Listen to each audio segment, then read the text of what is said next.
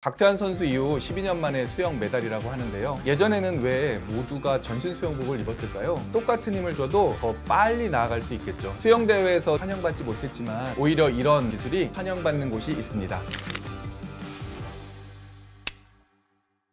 오늘도 재미있는 과학 이야기를 전해드릴 한양대학교 응용물리학과 교수 손승우입니다. 얼마 전 수영 경기 다들 보셨나요? 김우민 선수의 활약이 아주 대단했죠. 박태환 선수 이후 12년 만에 수영 메달이라고 하는데요. 그런데 이 경기에서 큰 차이를 발견할 수 있습니다. 예전에는 왜 모두가 전신 수영복을 입었을까요? 오늘 여러분들과 함께 나눠볼 이야기 주제, 전신 수영복에 숨겨진 물리학 이야기입니다. 수영은 0.01초 단위로도 흥폐가 갈리는 스포츠입니다. 물에서 최대한 빨리 움직여야 하는데요. 그러기 위해선 물의 저항을 줄여야만 하죠. 물에 들어갔을 때 움직임이 둔해지는 경험 다들 해보셨죠? 작은 물 분자들이 내 몸과 충돌하여 움직임이 느려지는 현상이라고 할 수 있어요. 특히 수영복이 큰 역할을 합니다. 원래는 사람의 피부보다 옷감이 물의 저항을 많이 받기 때문에 기존 수영복들은 피부를 더 많이 노출하는 방향으로 제작되었는데요. 그래서 수영복이 굉장히 작고 타이트했죠. 전신 수영복은 면적이 더 넓어지는 건데 더 불리한 거 아닌가요? 네, 맞아요. 수영복의 바느질 자리와 같은 사소한 돌출이 저항을 늘어나게 합니다. 하지만 피부보다 저항을 덜 받는 소재가 개발되면서 수영복의 면적이 넓어지기 시작했고 전신 수영복이 등장하게 됐습니다. 이렇게 기술의 발전으로 물의 저항을 점점 감소시키더니 수영대회에서 문제가 발생하게 됩니다. 수영계의 전설 펠프스 선수 다들 아시죠? 하지만 2009년 로마에서 수년간 정상에 있던 펠프스 선수를 이긴 선수가 나타났습니다. 놀라운 건 그 선수는 메달권에서 멀었던 선수였다는 거예요. 어떻게 그가 수영계 레전드라 불리는 펠프스를 제칠 수 있었던 걸까요? 바로 그가 대회 때 입은 전신 수영복 때문입니다. 이 전신 수영복은 상어의 피부 구조와 유사한 형태를 띠고 있었다고 하는데요. 한마디로 첨단 소재 수영복이었던 거죠. 상어 표면이 매끄러운 것 같지만 사실은 아주 울퉁불퉁합니다. 상어의 피부에 있는 작은 돌기들이 물과 마찰하여 소용돌이가 발생하는데요. 이 작은 소용돌이들이 층을 이루어 물의 저항을 덜 받게 된다는 이론이 있습니다. 그럼 평범했던 선수가 전신 수영복을 입고 완전 슈퍼맨이 된 거네요? 맞아요. 이후 전신 수영복은 계속해서 발전했는데요. 하지만 국제대회에서 이 전신 수영복 자체가 도마 위에 오르게 됩니다. 개인의 수영 능력이 아닌 장비의 도움을 받는 것이라 스포츠 정신에 어긋난다는 지적 때문이었는데요. 이렇게 기술 도핑이라는 비판이 제기된 이후 현재 전신 수영복은 금지되었고 소재 등의 규제 때문에 수영복이 비슷할 수밖에 없게 된 것입니다. 이런 물의 저항을 줄여주는 기술이 환영받는 곳이 있습니다. 바로 선박의 공기 윤활 시스템입니다. 공기 윤활 시스템이 뭔가요, 교수님? 선박의 바닥면에 공기를 분사해서 선체 표면과 바닷물 사이에 공기층을 만드는 기술인데요. 이 공기층이 선박의 마찰 저항을 감소시키죠. 배가 앞으로 나아가기 위해서는 배의 추력은 배가 받는 저항보다 크거나 같아야 합니다. 좋은 프로펠러 그리고 엔진을 사용해서 추력을 높이는 것이 중요하지만 저항을 최소화하는 것도 매우 중요하죠. 마찰 저항은 우리 일상생활에서 자주 접하는 마찰력과도 비슷한데요. 커다란 상자를 바닥에서 끌고 갈 때 상자와 바닥 사이에 발생하는 마찰력으로 힘이 들죠. 접촉한 두 물체가 움직이려고 할 때 움직임을 방해하는 힘 때문입니다. 배의 마찰 저항 역시 물속에서 배가 움직일 때 물과 접촉하여 생기는 저항입니다. 그래서 배의 마찰 저항을 줄이기 위해 만든 시스템이 바로 공기 윤활 시스템이죠. 공기 윤활 시스템을 활용하면 어떤 이점이 있나요? 물 아래 잠겨있는 바닥면에 카펫처럼 공기층을 만든다고 말씀드렸죠. 이렇게 되면은 선박과 물이 닿는 면적이 줄어들어 마찰이 감소합니다. 이 공기층이 마치 거친 표면에 기름칠을 한 듯한 효과를 내는 것이죠. 이렇게 되면 똑같은 힘을 줘도 더 빨리 나아갈 수 있겠죠. 그만큼 연료를 아낄 수 있습니다. 실제로 연료 절감이 무려 4% 이상 가능하다고 하여 획기적인 기술이라는 평가를 받고 있습니다. 연료를 덜 쓰면 환경에도 좋을 것 같아요. 맞아요. 실제로 전 세계 이산화탄소 배출량의 3% 가까이를 해운업이 차지하고 있다고 하는데요. 여기서 발생하는 이산화탄소의 배출량은 연간 10억 톤이 넘는 엄청난 양이라고 합니다. 이를 줄이기 위해서 연료를 적게 쓸 수 있는 공기 윤활 시스템 같은 친환경 기술 개발이 중요합니다. 실제로 하나오션 같은 기업에서는 공기 윤활 시스템뿐만 아니라 다양한 기술을 개발하고 있는데요. 바람을 활용하는 21세기의 도치라 불리는 로터세일부터 선박에서 발생하는 이산화탄소를 포집하는 기술 등이 있다고 합니다. 이러한 기술들을 활용하면 확실히 선박을 통해서 발생하는 이산화탄소들을 줄일 수 있겠네요. 이처럼 지구를 위한 친환경 기술들이 많이 개발되어 탄소 중립에 한 발자국 더 다가갈 수 있기를 바랍니다. 물의 저항과 이를 극복하기 위한 기술 이야기 어떠셨나요? 앞으로도 물리와 관련된 재미있는 과학 이야기들을 여러분들께 소개해 드리도록 하겠습니다. 지금까지 물리를 사랑하는 남자 물리학자 손승우였습니다. 감사합니다.